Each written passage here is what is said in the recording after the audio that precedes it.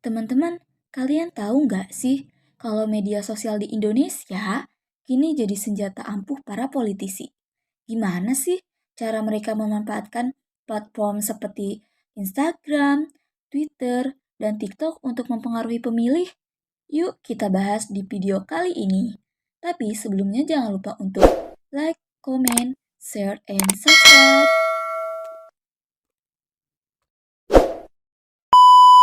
Dalam 20 tahun terakhir, perkembangan media sosial semakin pesat dan kini menjadi komponen penting yang tidak terpisahkan dari kehidupan masyarakat di dunia, termasuk di Indonesia.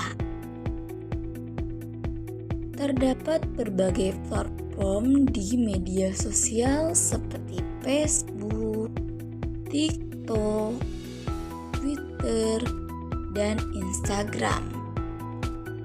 Platform ini tidak hanya bisa digunakan sebagai alat komunikasi, tetapi juga bisa mengakses informasi, hiburan, dan partisipasi dalam diskusi publik. Dalam laporan We Are Social pada bulan Januari 2024, data menunjukkan bahwa 139 juta orang Indonesia adalah pengguna media sosial atau setara dengan 49,9% dari populasi nasional. Wow, keren juga kan teman-teman?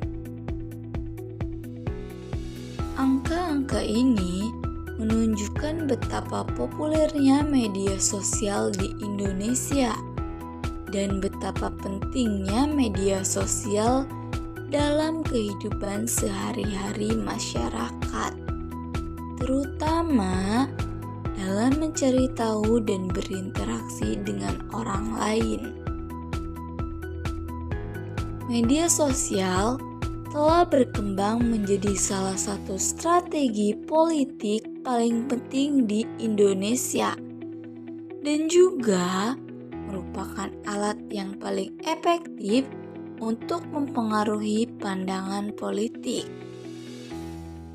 Media sosial mempunyai banyak manfaat, bukan hanya dalam bidang sosial dan hiburan. Sekarang juga berfungsi sebagai tempat baru untuk berbicara dengan orang-orang.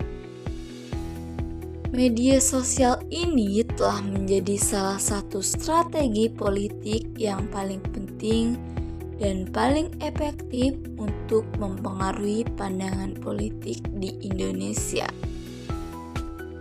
Ketika teknologi digital berkembang, cara orang berinteraksi satu sama lain juga berubah.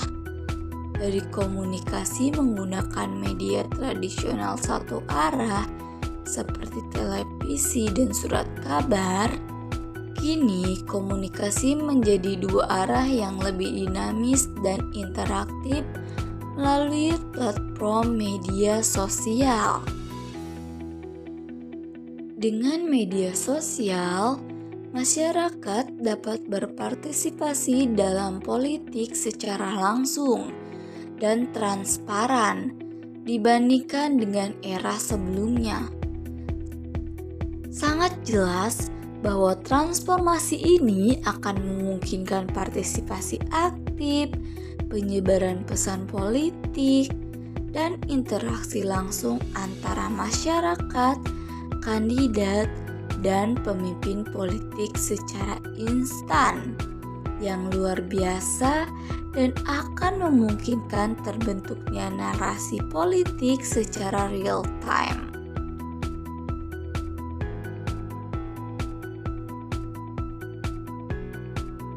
Dalam strategi politik, sangat penting untuk memahami bagaimana media sosial digunakan. Karena media sosial ini memiliki risiko yang perlu diperhatikan. Bahkan bisa digunakan untuk serangan politik dan kampanye hitam. Wah, mengerikan bukan teman-teman? Tidak hanya terbatas pada kampanye politik semata, tetapi juga mempengaruhi dinamika demokrasi itu sendiri. Memang, penggunaan media sosial dalam strategi politik dapat memakan lebih sedikit biaya. Padahal, kampanye melalui media sosial ini juga dapat mencapai jutaan orang.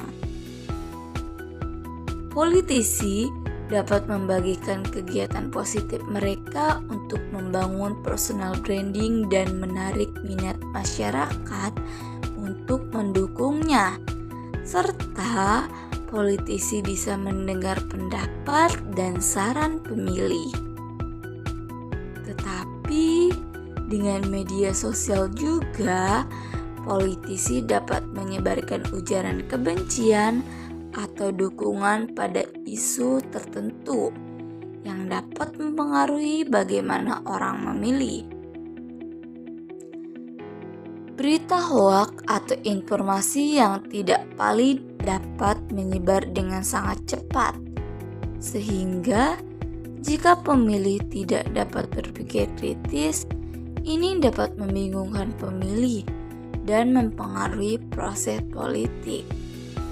Selain itu, pencemaran nama baik dan penyerangan oknum tertentu terhadap politisi di media sosial dapat merusak reputasi dan mempengaruhi persepsi publik terhadap mereka. Nah, teman-teman, pada tahun 2024 adalah tahun politik.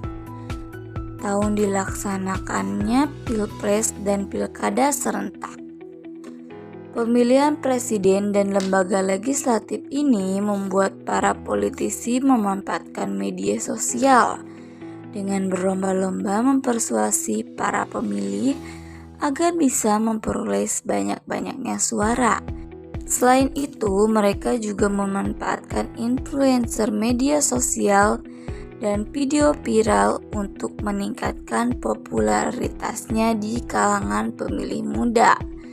Ini merupakan cara yang paling efektif karena dilansir dari databox.id, pemilih pemilu 2024 didominasi oleh Gen Z yang memiliki kebiasaan bermain sosial media. Jadi gitu teman-teman. Jangan lupa like, comment, and subscribe.